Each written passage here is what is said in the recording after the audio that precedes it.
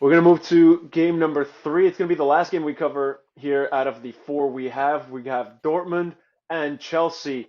This is a Dortmund squad. They have not beaten an English side in their last 10 opportunities. They have not beaten an English squad in the Champions League since March of 2016. That is a long time to not beat one. However, this is a bad Chelsea team, and this is a Dortmund team that has found their footing and has been a lot more in form. That being said, do you side with the Germans here?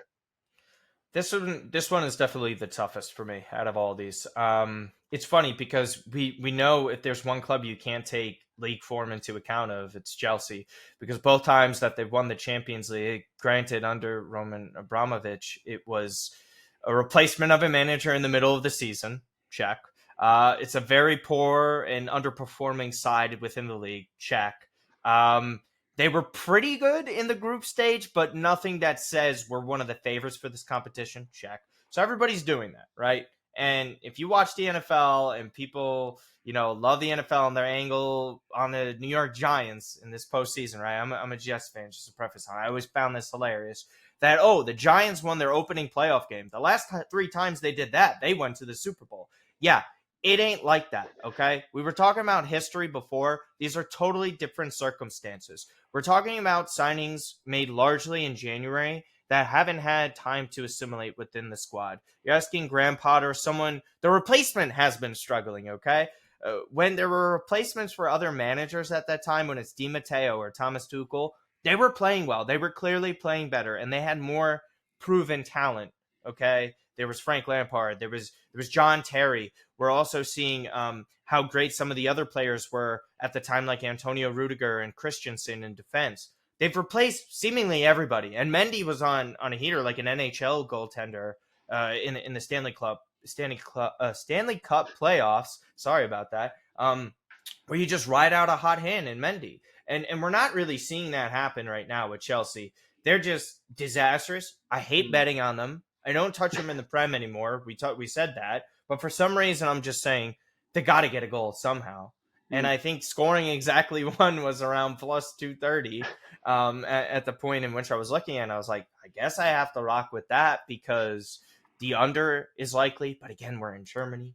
Dortmund keep matches open, but Chelsea can't finish. So I was just kind of trying to stay away from it because that could go either way, honestly.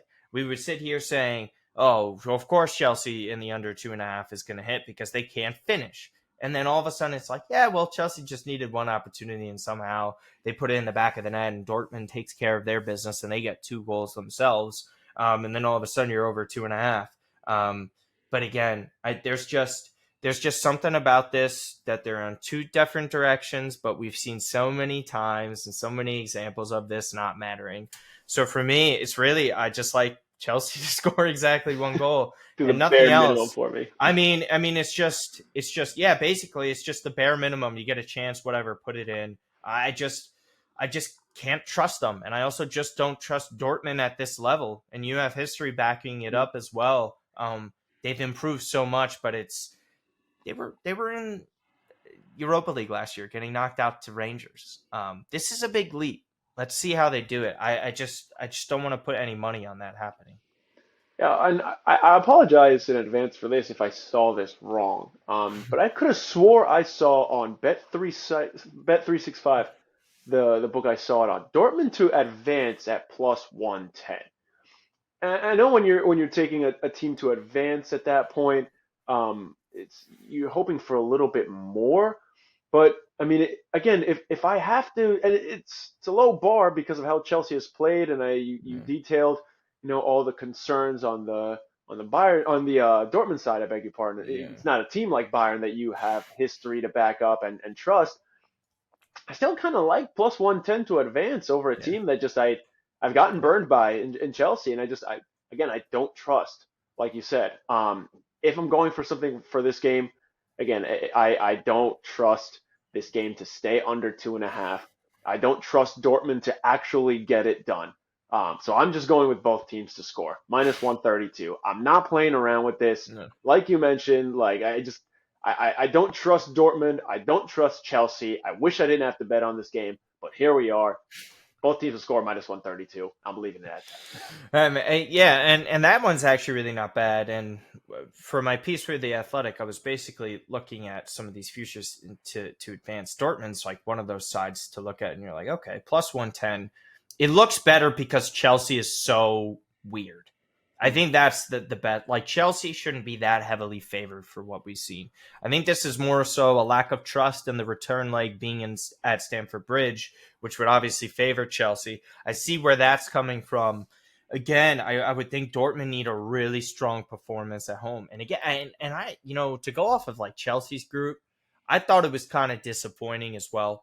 Milan we were awful. It's not like Chelsea was anything incredible as well. Kudos to them. They 100% deserve to win both legs. But it's not like we saw something here that's like, oh yeah, slam dunk, I'm hitting the button on them to advance for Dortmund. I just, you're right in that. It's really strange for a team like that. I think this is also where the public comes into play here.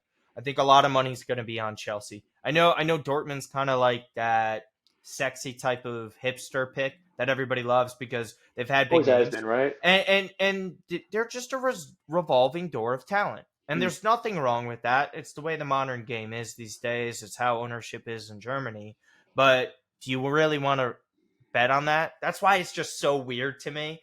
And this tie is I just hope to see Chelsea finish goals, because if they do, then that just means we're getting a ton of them.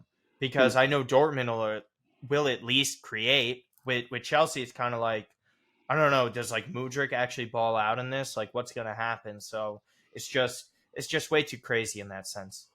Yeah. It's just, again, we have 3 games we covered, and there were very few spots that we did not have question marks for.